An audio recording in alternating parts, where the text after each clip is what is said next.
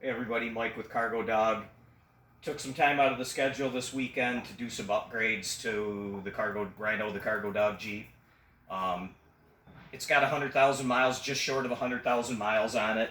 And I put the original JKS 2.5 inch lift on it at 800 miles.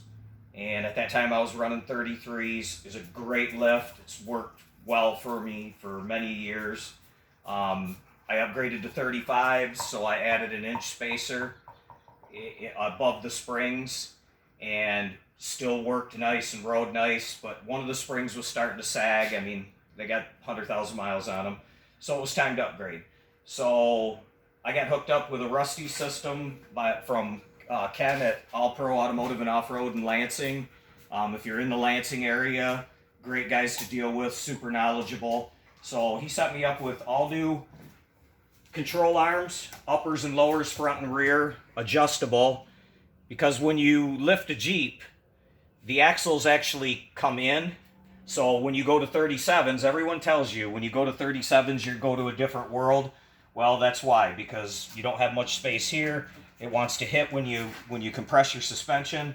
So with the adjustable arms, I've adjusted it back an inch. I've got my axle back in the middle where it's supposed to be, the middle of the wheel well, and a new 3.5 inch lift. I've also pretty much cleaned and painted and maintenance everything underneath. I'm running Bilstein 5100 series shocks. My Fox shocks needed to be rebuilt. I bought these as a temporary fix. Found out I really like them, so they stayed on there. So again, it's to the front. I've been doing some other upgrades through the summer too. I put new brakes on, and I put steel braided brake lines. I put the Rusty's drag link, tie rod drag link setup on it.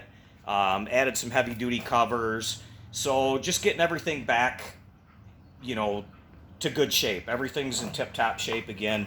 Shame I'm gonna go get it dirty, but things need maintenance. This is a daily driver for me, so this Jeep gets used all the time. And back on these adjustable control arms, when you buy these, through Rusty's, you can get them in 3 different ways. You can get them with a Heim joint setup in them, which is a great setup for articulating, but in Michigan weather, they won't last. You're going to maintenance them constantly. Or you can get the solid rubber Cleveite bushings like the factory ones have.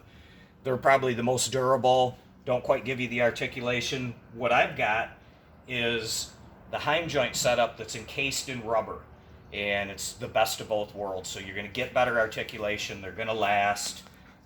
They're super cool looking.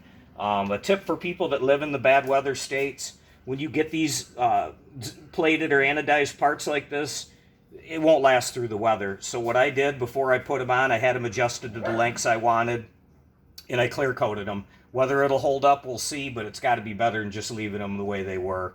Another thanks to Eric at All Pro Automotive. He gave me a baseline to start with on this. It ended up being perfect. The front, what he explained to me for the front, ended up being perfect. It drives perfect. Steering wheel's absolutely straight. So again, very knowledgeable guys over there. And hey, we're ready to go have fun again.